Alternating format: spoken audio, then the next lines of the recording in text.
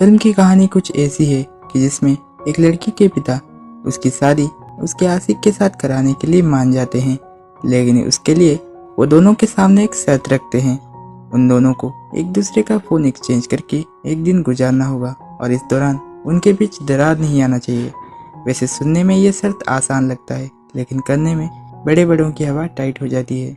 अब क्या ये दोनों इस शर्त को पूरा करके शादी कर पाते हैं? इस सवाल का जवाब हमें मिलेगा लव टुडे मूवी में। इसलिए बिना किसी देर किए मैं इस मूवी को एक्सप्लेन करता हूँ।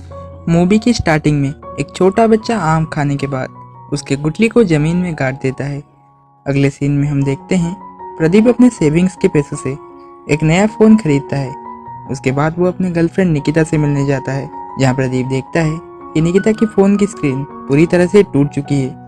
इसलिए प्रदीप निकिता को वो फ़ोन गिफ्ट कर देता है और नया फ़ोन मिलने की खुशी से निकिता उसे गले लगा लेती है। लेकिन थोड़ी ही देर में निकिता उदास हो जाती है और कहती है वो अपने पापा को इस बारे में क्या कहेगी, जिस पर प्रदीप उसे आइडिया देता है कि वो अपने पापा से झूठ बोल दे, और निकिता ऐसा ही करती है। दरअसल निकिता के पापा वेणु शास्त्री जी एक संस्कारी और रूढ़िवादी विचारों वाले इंसान थे। इसलिए निकिता अपने पापा से कहती है कि उसने ये फ़ोन अपने सेविंग्स से खरीदी है। निकिता के पापा को पता था कि वो उन्हें झूठ कह रही है, लेकिन उन्होंने उसे कुछ भी नहीं कहा। निकिता और प्रदीप एक ज्वेलरी शॉप पर जाते हैं और वहाँ निकिता अपने नाक में और प्रदीप के कान में पियर्सिंग करवाती है। उसके बाद वो प्रदीप को एक ब्रेसलेट भी गिफ्ट करती है और पूछती है कहीं तुम्हारे हाथ में ब्रेसलेट और कान में ईयर स्टड को देखकर तुम्हारी माँ शक तो नहीं करेगी ना, जिस पर प्रदीप ना कहता है। लेकिन जब प्रदीप घर जाता है तब उसकी माँ उसके हाथों को मरोड़कर पूछती है कि उसे ये सब किसने दिया। प्रदीप अपने माँ को झूठ कहता है कि उसने ये सब स्टाइल के लिए लगाया है। प्रदीप की एक बहुत बुरी आदत है कि वो खाना खाते हुए, बैठते हुए, गाड़ी चलाते हुए और यहाँ तक कि सोने के टाइम पर भी मोबाइल देखता है। इसलिए उसकी माँ उसे खूब डांटती है और दूसरों के सामने उसकी इस आदत का मजाक उड़ाती है। प्रदीप की बहन दिव्या के लिए एक रिश्ता आया था और उसने इस रिश्ते के लिए हाँ कर दिया है। इसलिए प्रदीप उससे पूछता है कि क्यों उसने लड़के को बिना जाने इस रिश्ते के लिए हाँ कर दिया, जिस पर दिव्या कहती है कि वो लड़के को जानती है, उसका नाम योगी है और वो चीफ डेंटिस्ट है। प्रदीप कहता है मैं लड़के के प्रोफेशन के बारे में नहीं, उसके कैरेक्टर के बारे में जानना चाहता हूँ।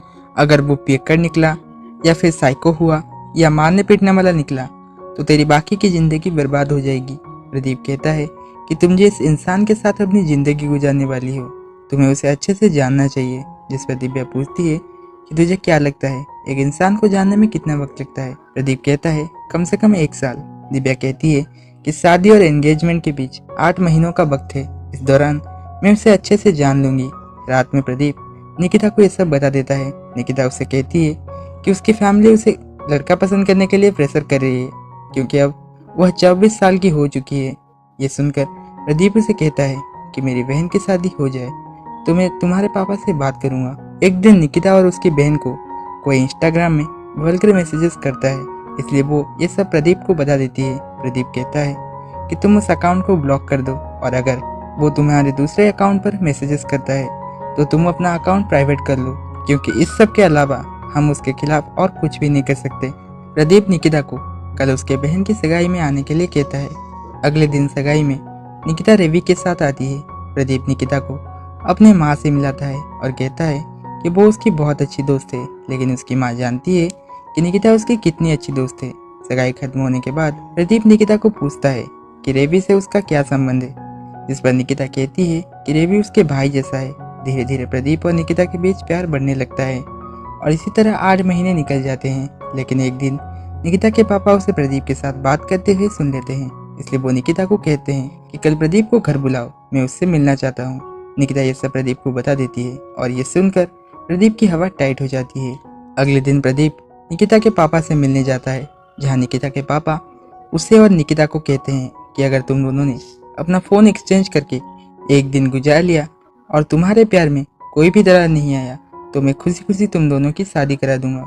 निकिता के पापा कहते हैं कि अगर तुम दोनों इसके लिए राजी नहीं हुए तो मैं निकिता की शादी अपने पसंदीदा लड़के से करा दूंगा। ये सब सुनकर प्रदीप और निकिता अपना फ़ोन एक्सचेंज करने के लिए मान जाते हैं और निकिता के पापा उन दोनों का फ़ोन एक्सचेंज कर देते हैं। उसके बाद प्रदीप अपने घर चला जाता है, जहाँ उसके बहन की शादी की तैयारियां चल रही थी। प्रदीप के फ़ोन में ऐसे कई सीक्रेट्स थे जो अगर निकिता को पता चल जाती तो दोनों के बीच दरार आ सकता था।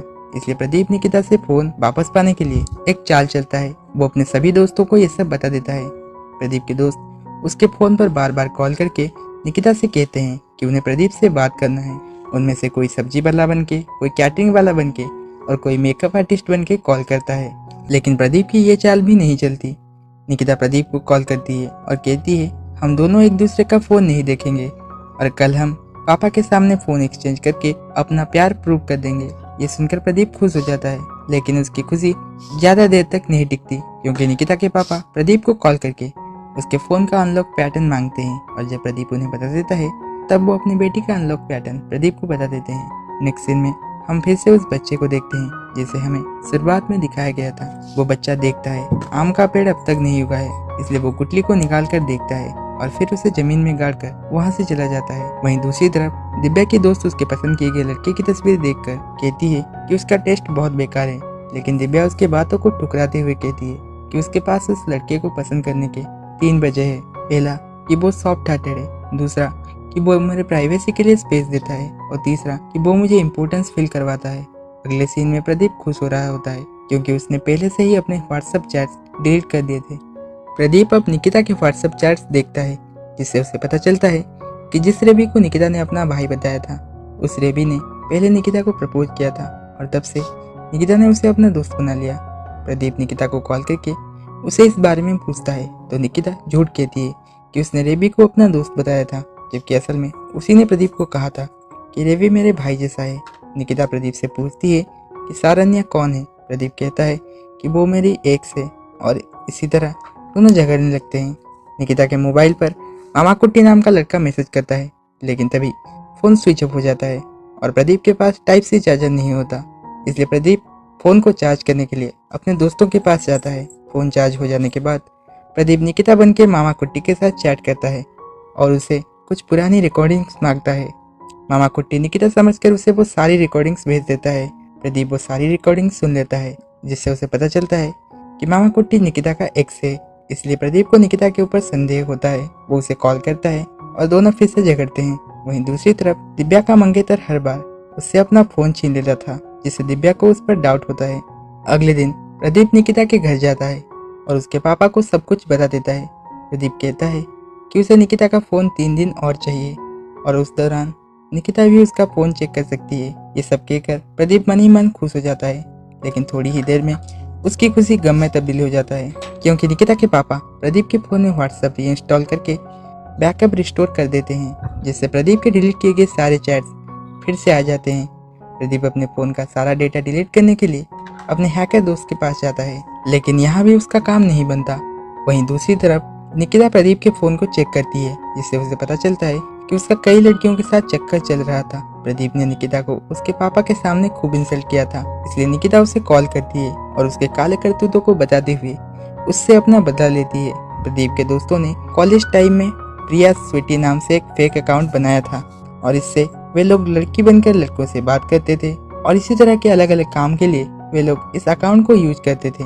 प्रदीप भी उस अकाउंट को अपने एक्स का स्टेटस देखने के लिए यूज करता था, इसलिए उसे डर था कि कहीं ये सब निकिता को पता चल गया तो वो उसके साथ ब्रेकअप कर लेगी। इसलिए प्रदीप के दोस्त एक प्लान बनाते हैं। वो लोग एक दूसरे फ़ोन से उस अकाउंट पर लॉग इन करके फिर लॉग आउट कर लेंगे, लेकिन तभी उसके फ़ोन पर एक OTP आ जाती है, जिससे निकिता वो फेक अकाउंट देख लेती है और जब उसे पता चलता है कि उसी अकाउंट से उसे और उसके बहन को वल्गर मैसेजेस आए थे, तब वो प्रदीप को बुरा भला सुनाती है। इस बीच रेबी निकिता को प्रदीप के खिलाफ भड़का रहा था, इसलिए प्रदीप उसे मारता है और निकिता रेबी के साथ वहां से चली जाती है। प्रदीप अपने दोस्तों पर शक करता है कि उन्होंने वो वल्गर मैसेजेस भेजे होंगे। प्रदीप रोते हुए अपने माँ को ये सब बता देता है। उसकी माँ निकिता के दिए हुए कड़े को आग में फेंक देती है और प्रदीप बिना किसी देर किए उस कड़े को आग से बाहर निकाल देता है। उसकी माँ उसे समझाती है कि कुछ चीजें ऐसी होती है जिनका महत्व हमें तभी पता चलता है जब वो हमारे पास नहीं होती। वहीं दूसरी तरफ रेबी निकिता को फिर से प्रपोज करता है, जिससे निकिता को उसकी असलियत का पता चल जाता है।